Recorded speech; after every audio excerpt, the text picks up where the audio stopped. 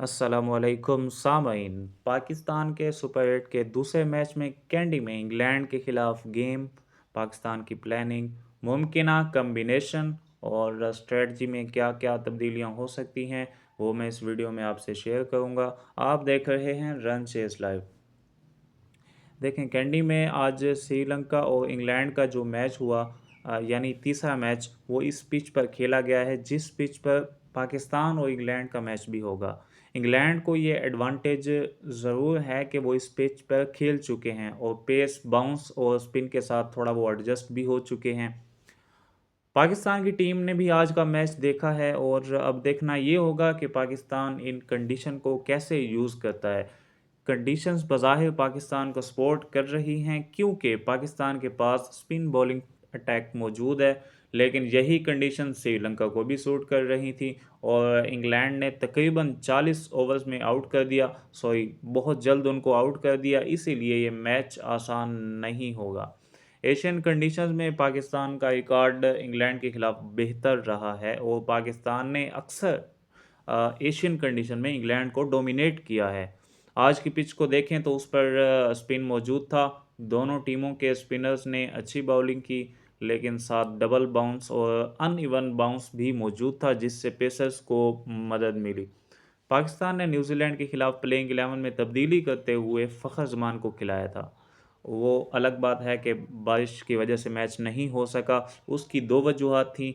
पहली ये कि उस वक़्त ओवरकास्ट कंडीशंस थी, बारिश का इम्कान था और स्पिनर्स के लिए ज़्यादा टर्न की तवक्का नहीं थी। दूसरी वजह ये थी कि मैच मुख्तसर होने के इम्कानात थे, इसलिए एक इजाफ़ी अटैकिंग बैटर की ज़रूरत थी और फ़खर जमान जहाँ पे पिच में टर्न ना हो तो वो बहुत अच्छा खेलते हैं, अच्छा यूटिलाइजिंग अपनी दे सकते हैं। लेकिन अब इंग्लैंड के खिलाफ वो फैक्टर मौजूद नहीं है। यहाँ एक इजाफी स्पिनर को शामिल करना चाहेगा पाकिस्तान, ऐसा स्पिनर जो इंग्लैंड को ट्रैप कर सके। और रिवायती तौर पर इंग्लैंड की टीम लेग स्पिन के खिलाफ कमज़ोर रही है और लेग स्पिन के खिलाफ विकेटें देती है, इसलिए इब्रार अहमद को स्क्वाड में शामिल किया जाएगा, जो हो सकता है पाकिस्तान के लिए ट्रम्प कार्ड साबित हो।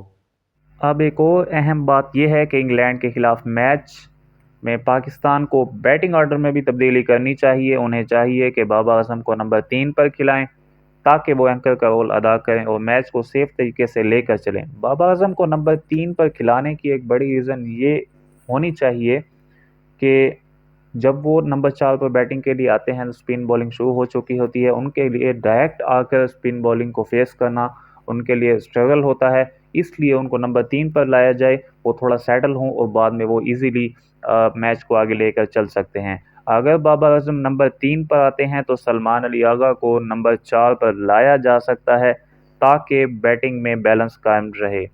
यहाँ पर फ़हीम अशरफ का ज़िक्र करना चाहिए कि इस तरह की पिचेज़ उनकी बॉलिंग को सूट करती हैं, क्योंकि जहाँ थोड़ा-सा भी अनइवन बाउंस हो और गेंद रुक कर आए, वहाँ फ़हीम अशरफ काफ़ी इम्पैक्टफुल साबित होते हैं। उन्हें भी टीम कॉम्बिनेशन में मुनासिब सपोर्ट देने की ज़रूरत है, क्योंकि पिछले मैचेस में कहीं पर उनको बॉलिंग दी गई, कहीं पर उनसे बॉलिंग नहीं करवाई गई, लेकिन यहाँ पर उनको बॉलिंग देना ज़रूरी है ताकि उनकी बॉलिंग से फ़ायदा उठाया जा सके।